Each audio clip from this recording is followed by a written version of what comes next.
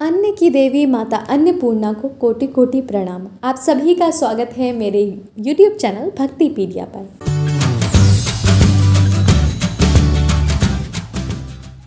आज के इस वीडियो में आप रसपान करने वाले हैं माता अन्नपूर्णा देवी की पौराणिक कथा के बारे में। तो आइए सुनते हैं। एक समय की बात है, काशी निवासी धनंजय की पत्नी का नाम सुलक्षणा था।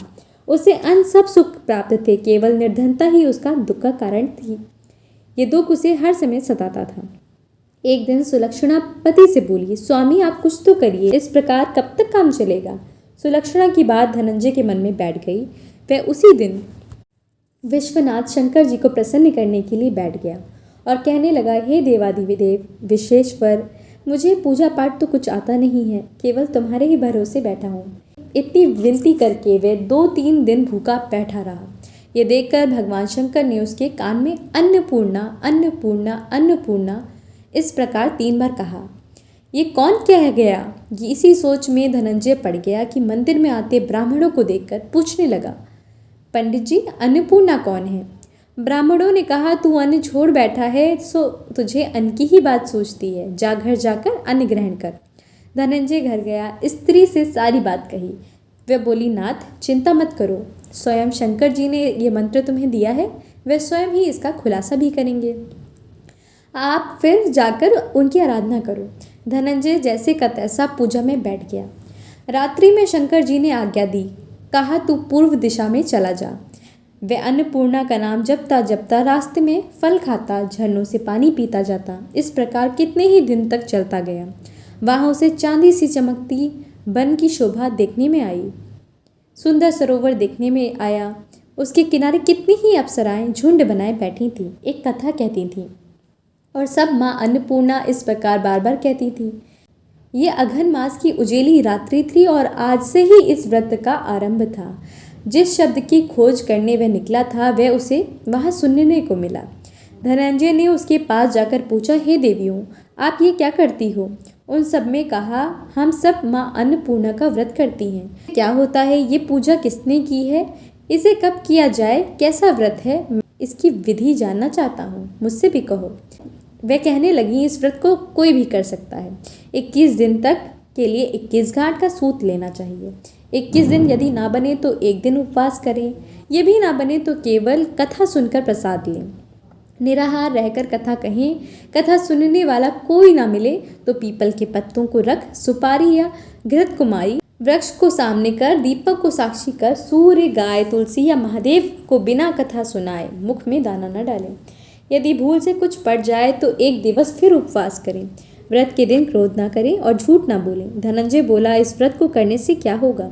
वह कहने लगी, इसके करने से अंधों को नेत्र मिले, लूलों को हाथ मिले, निर्धन के घर धन आए, बांझी को संतान मिले, मूर्ख को विद्या आए। जो जिस कामना से व्रत करे माँ उसकी इच्छा पूरी करती हैं। वे कहने लगा, बहनों मेरे भी धन नहीं है, विद्या नहीं है, कुछ भी तो नहीं है। मैं तो दुखिया ब्राह्मण हूँ, मुझे इस व्रत का सूत दोगी? हाँ भाई, तेरा कल्याण हो, तुझे दूंगी, ले इस व्रत का मंगल सूत ले। धनंजय ने व्रत किया। व्रत पूरा हुआ तभी सरोवर में 21 खंड का सुवर्ण सीढ़ी हीरा मोती जड़ी हुई प्रकट हुई।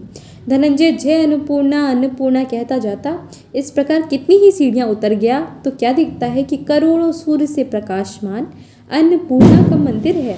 उसके सामने सुवर्ण सिंहासन पर माता अन्नपूर्णा विराजमान है। सामने भिक्षा हेतु शंकर भगवान खड़े हैं। देवांगनाएं चवर डुलाती हैं, कितनी ही हथियार बांधे पहरा देती हैं। धनंजय दौड़कर जगदम्बा के चरणों में गिर गया। देवी उसके मन में का क्लेश जान गई। धनंजय कहने लगा, माता आप तो अंतर्यामी हो, आपको अपनी दशा क्या बताऊं? माता बोली, मेरा व्रत किया है, जा संसार तेरा सत्कार करेगा। माता ने धनंजय की जिह्वा पर बीज मंत्र लिख दिया। अब तो उसके रोम रोम में विद्या प्रकट हो गई। इतने में क्या दिखता है कि वह काशी विश्वनाथ के मंदिर में खड़ा है। माँ का वरदान ले धनंजय घर आया। सुलक्षणा से बात कही। माता जी की कृपा से उसके घर में संपत्ति उमड़ने लगी। छोटा सा घर बहुत बड़ा हो गया। जैसे शहद के छत्ते में मक्खियाँ जमा होती हैं, उसी प्रकार अनेक सगे संबंधी आकर उसकी बढ़ाई करने लगे। कहने लगे, इतना धन और इतना बड़ा घर, सुंदर संतान नहीं है तो इस कमाई का कौन भोग करेगा? सुलक्षणा से संतान नहीं है, इसलिए तुम्हें दूसरा विवाह करना चाहिए। अनिच्छा होते हुए भी धनंजय को दूसरा विवाह करना पड़ा और सती सुलक्षणा को सौत का दुख उठाना पड़ा। इस प्रकार दिन बीतते गए कि फिर अघन मास आया। नए बंधन में बंधे पति से सुलक्षणा ने कहा कि हम व्रत के प्रभाव से सुखी हुए हैं, इस कारण ये व्रत छोड़ना सही नहीं है। ये माता जी का प्रताप है जो हमें इतना संपन्न और सुखी हैं। सुलक्षणा की बात सुन धनंजय उसके यहाँ गया और व्रत में बैठ गया। नई बहू को इस व्रत की खबर नहीं थी। वह धनंजय के आने की राह देख रही थी। दिन बीतते गए, व्रत पूर्ण होने में 3 दिन बाकी थे। नई बहू को खबर पड़ी। उसके मन में ईर्ष्या की ज्वाला दहक रही थी। सुलक्षणा के घर आ पहुंची और उसने वहां भगदड़ मचा दी। धनंजय को अपने साथ ले गई। नए घर में धनंजय को थोड़ी देर के लिए निद्रा आ गई। इसी समय नई बहू ने उसका व्रत का सूत तोड़कर आग में फेंक दिया। अब तो माता जी को कोप जाग उठा। घर में अकस्मात आग लग गई। सब कुछ जलकर खाक हो गया। सुलक्षणा जान गई और पति को फिर से अपने घर ले आई। नई बहू रूठकर पिता के घर जा बैठी। पति को परमेश्वर मानने वाली सुलक्षणा बोली, नाथ घबराना नहीं, माता जी की कृपा अलौकिक है। पुत्र को पुत्र हो सकता है पर माता को माता नहीं होती। अब आप श्रद्धा और भक्ति से आराधना शुरू करो, वे जरूर हमारा कल्याण करेंगी। धनंजय फिर माता के पीछे पड़ गया। फिर वही सरोवर सीढ़ी प्रकट हुई, उसमें माँ अन्नपूर्णा कहते हुए उतर गया। वहां जा माता के चरणों में रुदन करने लगा। माता प्रसन्न हो बोली, ये मेरी स्वर्ण की मूर्ति ले, उसकी पूजा करना, तू फिर सुखी हो जाएगा। जा, तुझे मेरा आशीर्वाद है।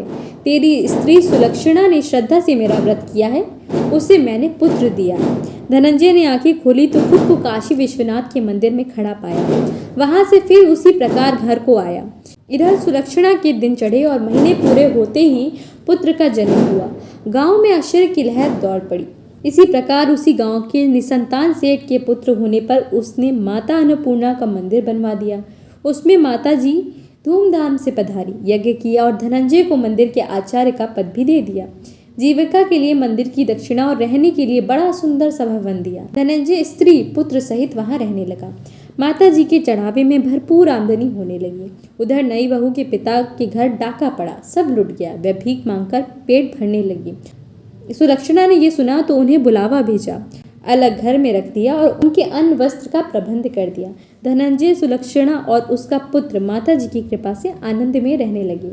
माता जी ने जैसे इनके भंडार भरे वैसे सबके भंडार भरे।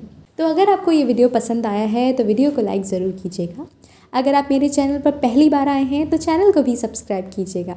और हाँ, कमेंट में अन्नपूर्णा माता की जय लिखना तो बिल्कुल मत भूलिएगा। माता अन्नपूर्णा हम सभी पर कृपा करें।